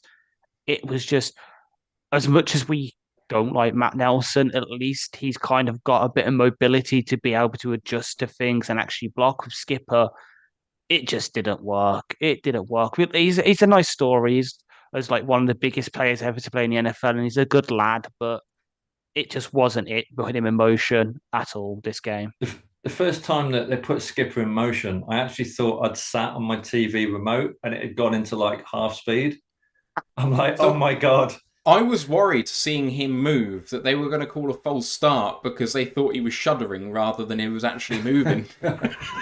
There we go. Right. Oh. So here we come into outcoached. And the point I had specifically was Lions zone coverage torn apart. But generally speaking, I kind of outlined earlier how in all three phases, head coach, offensive coordinator, defensive coordinator, things didn't quite work out for the Lions while, on all three phases, the Packers seemed to have it sorted. Special teams too, they turned up, the Packers. And SW Lions specifically saying, the Lions haven't played great since the loss against the Ravens, which is something you're alluding to, Steve. How much of it is on coaching, how much on personnel? You kind of touched on this point when you asked me, but I'm going to throw it back to you now. The zone coverage on the defense, do you think that's the right call, the shift that we've made this year? Because that seemed to be where they were getting the most joy. And just generally, is it on players? Is it on coaching? Is it a bit of both? I think we're awful on zone. I don't think it suits any of our defensive backs. And I think Brian Branch is kind of single-handedly like shoring us up because, it seems to suit him. And he's been playing brilliantly, but I don't think it suits Kirby, and I certainly don't think it suits Jerry. I definitely agree it doesn't suit Jerry. He's more of a physical pressman corner. With Kirby, he is more of a zone guy, but it's single high stuff. It's asking him to do the split shell stuff that we do at times, which obviously makes sense because that's where Glenn comes from. He's a split shell guy, but we have moved a bit more to the sort of cover ones, cover threes. He does do well as that sort of single high, but then it's running the man coverage with that. When you put him in sort of zone and he's sort of having to shade one way because the teams know they can pick us apart in zone anyway, they're just throwing it the opposite end, and it just makes him have to pick decisions, and it's just opening it up. Cam, it kind of does suit him a bit more because he's not really he's physical, but he's not really like a Jerry physicality. He doesn't have speed, and he's more cerebral. But we've seen the two extremes now, where the first couple of years we were playing a lot of man because that's the holdover from he who must not be named kind of scheme. We had the players to fit that. We brought in Cam, we brought in Mosley. We adjusted to zone because we were playing too much man and we're getting torn apart with that. And it's just gone the other way now where we're just playing it too much. Players that the teams can just run zone beaters against us again and again. And then the occasional times we do play man, because the defense have already got tired out and because half the time they've got a wide receiver who just matches up well against Jerry, because as much as we love him, he can't flip his hips in coverage, and he doesn't have top end speed. So when he goes up against a DK Metcalf, who does have that top end speed, he gets burnt. When he goes up against a Tyler Lockett, he gets burnt because he can't flip his hips. When he's against Keenan Allen, who's one of the best route runners in the league, he gets burnt. When he goes up Christian Watson, who has top end speed, not exactly JMO Tyreek speed, but he's still pretty quick, and he can flip his hips when running routes. He gets burned. It's just we're not putting Jerry in the right positions, where he is kind of that sort of Cam Sutton kind of guy in the opposite end, where they're both CB2s, but Jerry's more sort of like your physical guy, while Cam's your more cerebral ones. We do need a true cornerback once, which is why in the next couple of months, you're probably going to hear a lot from me, from Tom, from Ryan, from Ant about the cornerbacks in this draft, because we're going to need to know about them. Yeah, I think there's 2 points for me just on this sort of coaching. First of all, I think Anzalone has done a really good job of shoring up the run defense in terms of communication, being the leader on the field, being the communicator. And Anzalone's had a good year, and I think the run defense improvement has been a big chunk of that has been down to him. But I think since CJ got injured and hasn't been there, the communication has gone from the backfield. It doesn't feel like we've got a natural leader in the backfield. And I think CJ's been a miss as a player, but I think also as a leader on the field. But in terms of coaching, just going back to, whenever we face a mobile quarterback, it always feels it takes us 3 quarters to readjust. And that's on Aaron Glenn. And, whenever the offense finds a crease, again, that's on Aaron Glenn, because it always feels like it's 2-3 quarters before he makes the adjustment. So I think those are the 2 big things that are holding us back, and the fact that we're not seeing the improvement in play. And like I said, I thought that this would be an NFL level breakout year for Kirby, and it hasn't been. And I do not doubt, like, the issue is not with effort. Like, at times during the Patricia era, and maybe even in Campbell's first year, there was players on the pitch that looked like they were strolling at times. And I absolutely do not think that's the case now. Like, people are putting a shift in. No one is not working hard, and I'm sure no one's not working hard in training. But this is about coaching and focus and technique. And that's why it's really worrying that players like Kirby just aren't coming on and developing in the way. And if you look at the non-Hutch side of our edge rushing core, where's Romeo Okwara? What impact's he making? Kaminsky was really good last year. He seems to have regressed. Charles Harris, again, like, there's just not that improvement that you'd want to see. Yeah, I had defensive line lack of pressure and sack woes. I mean, I don't know how many games it's been and how many sacks we've had, but it feels like maybe 1 in the last 3 games or so. I don't know if we have many on fields, actually, but it doesn't feel like we've had many. I'm sure Ash will have a look in a minute. Yeah, I'm looking at it. I'll come back to you on that in just a second. But the other thing I had to mention before we hand out some cigars and subpars is just to talk about the offensive line. And I mean, Rashawn Gary obviously had himself a day, but I highlighted in the pre-game that the Green Bay Packers had this guy, Carl Brooks, who's a rookie 6th rounder, who's had himself a heck of a year, went 181 in this year's draft, and he's not setting the world alight, but for a 6th round guy who's played a reasonable number of snaps for the Packers, he was grading like 60, 65, which is good. That was pretty good. And then he comes in with a 91.5 grade yesterday, 5 pressures, he had the strip fumble. In the interior line, when you've got him and then you've got Gary on the outside, it's what we hope to have with Hutch and McNeil, but they just executed brilliantly. So what is it about this offensive line? Why have they regressed? I mean, as a unit, maybe bar Saul, they're all seemingly not playing as well as they should be. For me, and I'm going to give him a pass, I think this was just a blip, because they have been so solid. I think Jonah Jackson is a bigger miss than maybe we anticipate. I thought Glasgow had maybe one of his worst games. I think Glasgow's been great since he's back, but he seemed to really struggle. And obviously, Colby's just not quite there yet. I mean, Colby graded significantly better than Coyote.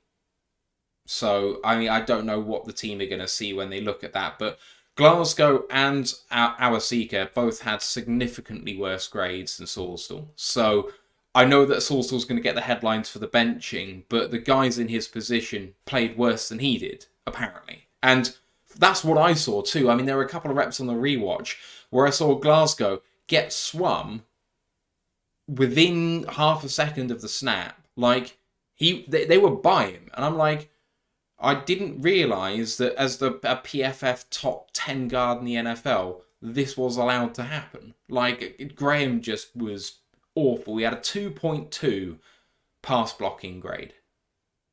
Ooh. Which is spectacularly bad. But there we go. Okay. Ash, did you have the sack total in the last few games? So in the last 3 games, we've had 2 sacks, both of which came last week against the Bears, one for Aleem, one for Hutch. Not exactly great. It's not good enough. Romeo Okwara. What is going on with Romeo Okwara? So I think Romeo's been the best of the bunch that you mentioned, including Pascal. I think Romeo's been better than any of those guys because he's actually been holding his own against the run and he's got a little bit of pressure. But I'm how much have we paid him? He took a pay cut. He's on. I was going to say $4 million. I was going to say, but in terms of him, the reason he's probably not performing as well is because I hate to lump it onto him, but because it's the ACL and because he's an older guy and he's a big boy, it's just harder for him to come back, and he's just lost that physicality which was there for him. He's on $2 million. $2 million. So yeah, Where's Charles Harris? Charles Harris is probably the same. Charles, he also took a pay cut. Charles Harris is on. Okay, so his deal was slightly weirder. So he took a pay cut, but he also moved some into the future. His number is 7 million, with 2 million being next year and 5 being this year. So I would say Romeo's much better on 2. But I mean, outside of Hutch and McNeil, I'm not seeing very much. That's the kind of point I'm making from the rest of the. I thought Pascal was pretty decent. Pascal was great. He's coming. Yeah, he's coming. Yeah. Give us a second. We're going to mention him in just a minute. I'm just looking now. I've just seen in chat that Brent DeWitt is now officially on the Steve train about AG. Get in there, Brent. Yeah. Get on the Steve train. Okay, so Aiden and Aleem are top 2 pressure getters, with Aiden with 63, Aleem with 30. Who is third in the team? Derek Barnes? Not Derek. Sorry, I missed the question because I'm going to correct myself with Romeo. He reduced his salary to 2 million, but he already had prorated bonuses of 3.5 he couldn't get rid of. So he's on the books for 5.5. But he reduced his salary from 11 to 2. So that I just wanted to make that clear. Sorry, Ash, question again? So the question was, obviously, Aiden and Aleem are top 2 pressure getters on the team. Who's third? I have looked at this recently, but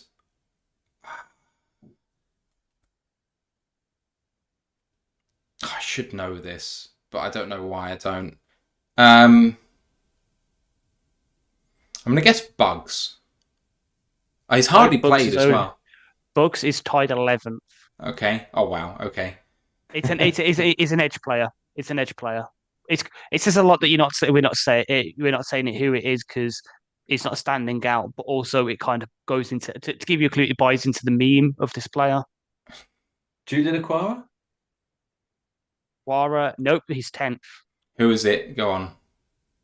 The guy nobody ever talks about, Kamish. 24 pressures. Charles is 4th with 23. Then 5th is Alex Anzalone with his 15 pressures off blitzes. the fact that a linebacker who's only been blitzing like the past 3-4 games is already 5th on the team in pressures, and yet there's also a massive gulf as well between 1 and 2, with Aiden with 63 instead, Aleem with 30. Yeah. Aiden is putting a big boy numbers, yet he just has no help. He's really going into sort of the Max Crosby position of edge rushers. Okay, so you guys are bigger X's and O guys than me. So riddle me how. I'm watching Hutch come off his block, beating the first man, swimming past the second guy, and there's a third guy stood right there in the middle. So Hutch is getting pressures and getting double and triple teamed. Aleem's finding pressure up the middle. So what are the rest of the guys doing? Like, surely they're going to be in one-on-ones. Oh, they are, and they're not winning them. Or if they are winning them, they're not winning them quick enough. Yeah. So the whole defensive front scheme as well is designed to get Aiden a 1-on-1. The whole point is whoever's playing the one tech is supposed to be double teamed. That's the entire point of how our front's set up. But because whoever's playing the one tech has been so ineffective, there basically can be single teamed, which means Aleem can either get double teamed on the same play, or Aiden does, and then they're just keeping a tight end or running back as well to block Aiden, and that's their entire pressure negated, and they can just pass for whatever. The other side to this is that other teams basically do what we're doing, and they do get pressure from these other guys, because our guys are getting pressure. Demonstrably, Kaminsky has 20-something pressures. 24. And other guys have pressures as well. Romeo has some pressures, Julian has some pressures, Charles has some pressures, just not many. But they are there. But they're not getting home, and the reason why they're not getting home is because the coverage isn't lasting long enough for them to do it. So all Jordan Love has to do is move one step to the left and buys himself a second so he can throw the ball. Whereas if he has to actually hold it for 2 or 3 seconds longer because the coverage is tight, then maybe the sack gets there. But because our coverage is breaking down, even in a pressured situation, quarterbacks are still managing to either break out the pocket because they can see in a scramble drill where someone's going to be free, or they're just throwing it before they get home.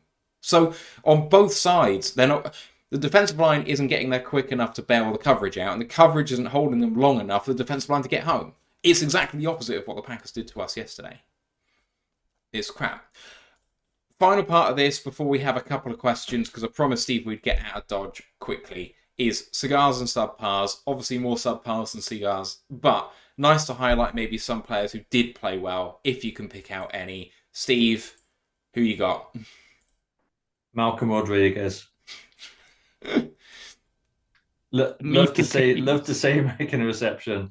That was my smile during 3 hours of torment. A Malcolm catch. And good hands. Ash? The meme continues. Hey guys that watch this. This is like the 6th week in a row that I think, oh yeah, I'm being sneaky picking a guy. I even said so much yesterday to Matt. I was like, yeah, with that catch, I'm probably going to mention Rodrigo tomorrow, but someone will take him.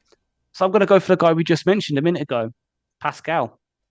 Like, okay, he only got 2 pressures on the day, but he was damn good holding the edge on some of those runs. Like that, he was doing what we kind of expected him to do when we drafted him last year, with the capability of building up that pass rush. It's just now he's got that down. He's got the nearly 80 grade in run defense. He now has to work on that pass rush. And if that means moving him more to the interior to play that sort of free tech role on passing downs to get him those matchups, the coaching staff need to start doing that, because he's got the build for it to at least do it on passing downs. He's shown that he's got the sort of capability now to play to NFL standard after overcoming the sports hernia and the ankle injury from last year. It's time to start using him more now. I'm going to be greedy and pick 2 and then send it round to you guys for another one if you want to have one. First one is Khalif Raymond, only because it's my guy, and I've been calling for this sort of performance every bloody week. When you get him involved in that sort of game, he performs. He's super reliable, and he got chunk plays when we needed it. 20 yards here, 25 yards there. Just do it when the game ain't already gone, and do it more consistently, just like with JMO, because they've both proven that they can run routes, they can catch balls, and get plenty of yak for you. I want to see Ben Johnson use them more, because the play calling, I think, generally from Ben has been good. But I think there's more that can be extracted from this, and maybe he's keeping them in the pocket, but why not just exploit it again and again and again? Like, we've got so many weapons, you can't cover them all, so just use them all, because a team can't scheme up for 5 or 6 weapons at a time. Teams aren't built like that. The second one is Jack Campbell. Comfortably his best game. Like, it was night and day compared to the Chicago game. Chicago game missed lots of tackles early on, kind of came good fourth quarter to get us back in the game with a couple of key stops. But in this game, I don't think he had any missed tackles. He didn't have any missed tackles. He had three tackles total. One was a stop. He had 1 reception given up for 5 yards. But generally speaking, I thought he was tight in coverage. I thought he was disciplined. I thought he made good stops. This is what we expected to see out of him when we drafted him. And I know linebacker's a tough spot to translate into. This could just be him kind of growing into the role a bit. But in a game where pretty much everyone else around him felt a shit, he was a small shining light for me. His tackling was much better. Like the tackles he did get were some solid tackles. Any other ones you guys want to point out, or any shade you want to throw at anyone that we haven't already? I mean, it's partly shade, but also partly a positive. Khalil Dorsey on the kick returns. Like, okay, yeah, he shouldn't return some of them, but he actually got yardage on them. Like, I don't think many of them he got tackled before the 25, so it was like a net gain. Yeah, it was definitely. Maybe still was sometimes a dumb decision too, but at least he made it work. While in the past couple of weeks, we've seen the kicks be returned and us be tackled at the 10, and we're like, oh, for fuck's sake, right, here we go. 90-yard drive. We know we're going to stall out here. This ain't good. Anyone else, Stevo? Nah, all right. No. That's cool. We got 2 questions from Mike the Marine, and then we're going to close the show. First off, he said, offense was out of sync with new 3 tight end split wide formation for majority of the game. Don't you think it messed up quarterback timing and limitations? It seemed like too much of a short week to implement this. Seemed like a big shift. There seemed to be a lot more 3 tight end sets. And Ash, we were noticing this, that they were in that, I call it arrow formation, but what's it called? Yeah.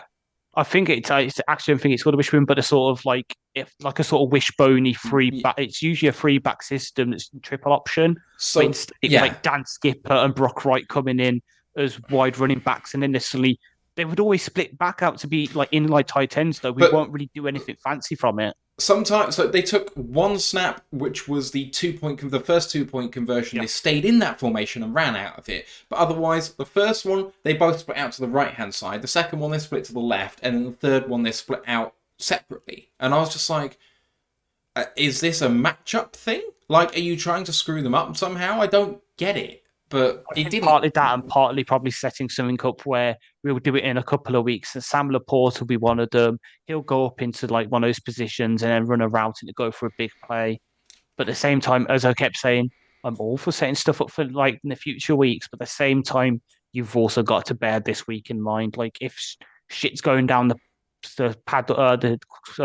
creek without a paddle, stop setting up stuff for next week. Just focus on this week. Yeah. That was a Ryan McCluskey metaphor.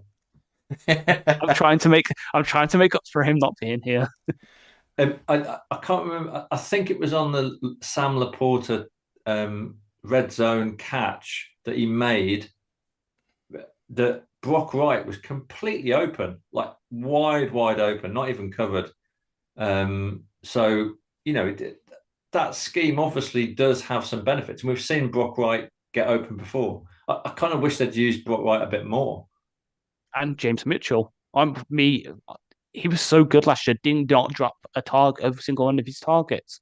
Yet he's been non-existent this year. Yeah. I'd be surprised if he's had more than 1 target, to be honest. James Mitchell in the entire season. Final question from Mike was, it was more about defense and about coaching, but putting players in the right positions and specifics. So I'll put it to you and see what you think. He says, defense is putting players in different situations. Branch should be closer to the line, not deep. Joseph placed in deep middle to cover both sides. Sutton and Jacobs not having safety support. Campbell should stay in the middle and not go to the edge. I agree we have issues with coaching and not adjusting until it's too late. Specifically, do you think they're putting the players in the right place? Because some of these decisions are questionable and some of them I kind of like. With Campbell's physicality, with his speed, I want to see him on the edge a little bit because it's about You can still drop from that position. You don't have to blitz out of that, and it's about trying to screw them up. And like, this is what I'm calling for from Aaron Glenn. It's like, okay, walk him up to the line, but then walk him back or blitz him. Just don't let them know what you're doing. If he's always playing in the middle, it's kind of a bit more predictable. So on that one, I'm gonna go with it. But Branch has played a bit more deep safety recently, and Sutton and Jacobs, we are kind of putting on an island a little bit more than seemingly we should. Do you think they could be doing more to put players in positions where they're comfortable? Maybe, yeah. So I'm actually going to disagree with the Campbell take. Like, I know he's supposed to be an intelligent linebacker and that, but linebacker is the hardest position to pick up on defense coming from college to NFL. We've seen it with other highly taken linebackers. Patrick Queen for the Ravens, for example. It takes a while to pick up. So us having to, I know it was due to necessity through James Houston having an unfortunate injury and then Julian not being quite ready yet. But we fucked up his development by doing that to him because he's suddenly having to go from learning one position to learning another one to now being plucked at off ball. We've kind of stunted his development. We should have stick with it. What we should have done is put Barnes there, as we keep reiterating week after week. He is a former edge rusher at Purdue. If you're going to do it with anyone, leave Campbell at linebacker to learn and get up to speed there. Put Barnes there because he's finally Barnes has got the light click on for light off ball now. You can start building up his role, kind of like how we were supposed to be doing with Houston this year. He's really good at linebacker, like edge rusher, third down, great. So start putting him on run defense, mixing a couple of coverage stuff, build up his role that way. For Campbell, stunted his growth, keep him off ball. If we're going to do it with Barnes, maybe Anzalone, but yeah, mix up the looks as well. Don't just constantly blitz, or drop back, because otherwise it's going to get predictable. That's what's happened with Campbell.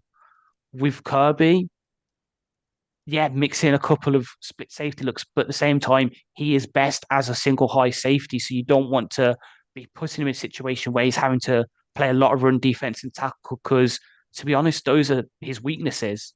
He's really good at coverage when you allow him to be, but if he's having to start playing the run a lot and tackle, he's not so good on taking angles yet. He's still got to learn that. That was a issue of his coming out of Illinois, and it's something he still has to work on now. But yeah, just I don't know how else to help the corners other than just getting that pressure. That's what again it all comes to. You got to have that marriage of goodness between the coverage and the pass rush, because the corners can't cover for 5-6 seconds, and if the corners can't cover, the pass rush don't have us. Just it. You have to have that marriage, and for both for that reason, it's just not working right now. Yeah, I think 2 points for me. First of all, like, don't put Baby in the corner and don't put Jerry on an island. Those are two absolute givens. And secondly, I think Branch is wasted playing too close to the line. I think Branch has got a pick in him. Like, I really think he is a danger man. And he's a guy that's going to make plays. So I wouldn't necessarily, I would move him around like a complete defensive chess piece. Like, make him the X factor in our defense, because he's going to be the natural heir to CJ when CJ moves on in 1, 2, 3 seasons. Branch is a long-term player, and let's really let him flourish. Can I just ask a question? I saw someone mention it in the chat. What was Levi's snap counts, and did anyone spot anything with Levi? 7 snaps. I spied him on 1. Yeah, 7 snaps, 61.4 grade, 1 tackle, 1 stop. Didn't really do much. So in the DT place, Quinton Bohanna had 22 snaps and had a 36.8 grade.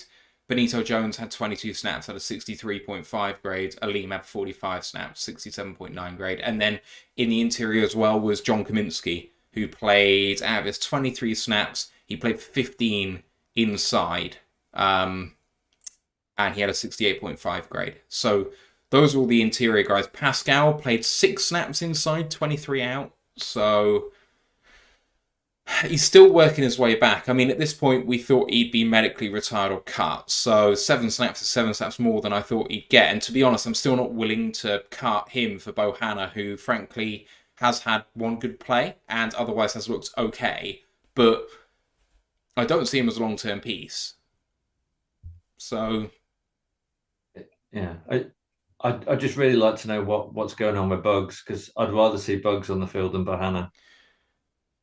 Yeah, I mean, behind the scenes drama is the best way to sum it up, probably. I don't even know if there has been. I question it massively. Like, we hear rumblings coming from people about potential for this and that. If there was a problem that was legitimately a problem that meant that he wasn't playing for the team, he's in the final year of his deal, he'd be cut already. Like, it wouldn't be an issue. They wouldn't let that become a locker room problem. So I genuinely think that he's kind of had maybe a tiniest bit of a moan, which has been blown up into this big thing. And otherwise, he's literally just been ill. Like, he has actually just been ill. We heard, oh, there's something really big going to drop on this on Monday last week after the... Monday this week after the game when he wasn't playing against the Bears. And nothing came. And these people keep prophesizing things that never come to pass. And I'm here for it. As a content creator, put your word out there, your best foot forward, because you think something's going to happen, you genuinely believe it. But more often than not, it's smoke without fire. I don't want to throw shade at anyone in particular, because I'm really here for that sort of content, because people lap it up and it's good fun. You're not meant to take it too seriously, but then people do take it seriously, and it's a shame. Like, there's no evidence that Bugs has anything other than just being ill. I'd like, I don't know if anyone sees it, to stick it in our WhatsApp chat, but I want to know what was up with Kirby, because the couple of clips I saw him going nuts, someone said in the chat, I can't remember who it was in the chat, they said that CJ was having to calm him down. She's like, kind of like a role reversal. Having quickly gone and searched it, I think it was for one of the big plays we gave up, and he felt like he was put in a bad position by basically like the corners and the linebackers, because he was playing single high as he usually does, and he was in a good position, but because the corner and the linebacker just went off with their alignments, the linebacker was too far forward and the corner gave the receiver inside leverage. It just brought him into Kirby's zone and gave up a big play. And he was like, what the fuck are you doing? But it's probably that. It's probably just tension just spilling over as well, because obviously we've been giving up big plays and he's probably going to get the brunt of it as the guy who is the sort of last line of defense. It's just tension's boiling over. Hopefully it's something that could be calmed down, because he was like, I hate putting like sort of the burden of this on him, but at the same time I can see it happening if things go well for him. He could be like our Earl Thomas. He has that potential in him. Obviously, without the off-field stuff, like I hope, like in 10 years' time, we don't see that Kirby's like ex-wife is robbing him and posting it with his boyfriend and all that. Don't wish that on him at all. But in terms of on-field performance, as like we know potential what you mean, to get there. Yeah. I know. It's because I can see Matt giggling. There's like, I have to quickly qualify. No. I'm giggling because of Joshua Mercer's comment, and I'm going to use this to end the show. He made a comment before about one of the cats being naked, because I presume it's some sort of like Persian it's or something. Sphinx. It's Oliver's a Sphinx, yeah. Okay, so he said, can we get Ash to put on a bold cap and recite the $1 million scene from Austin Powers, which I am absolutely here for. Right. I will... End of season show. Oh, God. I didn't want you to respond to that, because no. But there we go. You know me too well. I do. Can I ask two very quick questions? Go on, then. Bears against the Vikings. I think it's on Monday Night Football. What's prediction of score? 28-17 to the Vikings. 33-30 Bears. Ooh. I just don't buy. So both teams match up quite well against each other, and I think it's going to explode for points. I mean, heavy blitz against Fields might work, so we'll see what happens. But I also feel like Fields is playing well enough to pick it apart, so we'll see what happens. They really telegraph the blitzes as well. And DJ Moore's having himself a day, and we got Darnell Mooney going a bit. Komet's on a tear.